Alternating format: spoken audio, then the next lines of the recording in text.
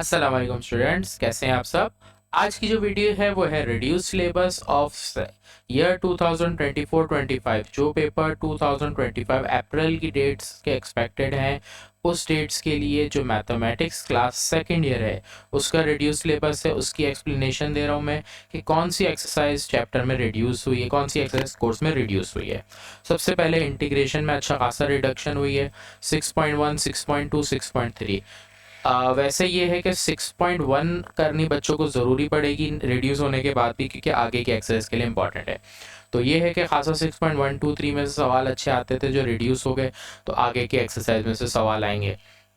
7 chapter में 4 exercise include है, 4 को एक्सक्लूड कर दिया गया है। 7.2, 4, 7 और 7.8 को रिड्यूस किया गया है। सर्कल की बात करें तो सर्कल में वैसे ही ये दो ही एक्सरसाइज इंपॉर्टेंट थी, और 8.1, 8.4 वैसे भी इंपॉर्टेंट नहीं थी जिनको रिड्यूस किया। सही है। चैप्टर 9 की बात करें तो 9.1, 9.3 और 9.5, इन्हीं में से शॉर्ट आपके पास 3 शॉर्ट और 1 लॉन्ग आते हैं। वैसे ही 9.2 की बात करें जो रिड्यूस की इंपॉर्टेंट नहीं थी। 9.4, 9.6 में भी बहुत कम ही सवाल थे जो एग्जाम में इंपॉर्टेंट थे या किए जाते थे, तो वो रिड्यूस कर दिए गए। तो आपके लिए इजी हो गया कि 9 चैप्टर में ये 3 एक्सरसाइज आपने नहीं करनी, जो आपने करनी है वो ये 3 एक्सरसाइज है।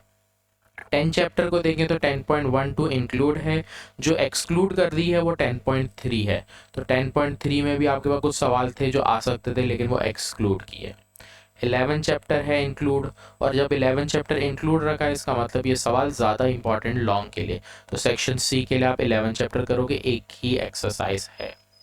हाँ, ये है कि 12 चैप्टर पूरा एक्सक्लूड कर दिया गया है। 12 चैप्टर से अगर एग्जाम की बात करें तो 2 सवाल आ सकते थे जिसको रिड्यूस किया गया है। तो रिड्यूस करने से ये वाला एक पूरा चैप्टर आपने नहीं करना। तो खासा ज़्यादा फर्क नहीं आया सेकेंड ईयर मैथ्स के अंदर। जो कुछ एक्सरसाइज 6, 7, 8, 9 और 10 में से रिड्यूस हुई है वो ज़्यादातर इम्पॉर्टेंट नहीं थी। तो स्टूडेंट वैसे अगर देखें तो बस इन एक्सरसाइज के सवाल को नज़र करने की ज़रूरत नहीं पड़ेगी कि हम ये ले सकते थे कि चांस में इनको भी कर लो, पेपर में कुछ आ सकता है। तो ये सिर्फ थोड़ा सा फ़ायदा हुआ, ज़्यादा बेनिफिट नहीं नज़र आ रहा सेकेंड ईयर के स्टूडेंट के लिए। तो अपनी तैयारी को अच्छे से रखें, क्योंकि ज़्यादातर बच्चों की सप्ली आ जाती है, क्योंकि ज़्यादा मुश्किल है मैथ्स। बच्चे सही से नहीं करते, प्रैक्टिस नहीं करते, बहुत सारी वजह है जिसकी वजह से रिज़ल्ट फिर ख़राब आता है। उम्मीद है आप लोगों को वीडियो अच्छी लगी होगी, सारी चीज़ें अच्छे से समझ आ गई होगी। कोई चीज़ ना समझ आए कमेंट करके आप मुझसे पूछ सकते हो। सही है। तो आज की वीडियो को मैं यहीं तक सम अप करता हूँ। अगली वीडियो में इंशाल्लाह मिलते हैं। अल्लाह हाफिज़।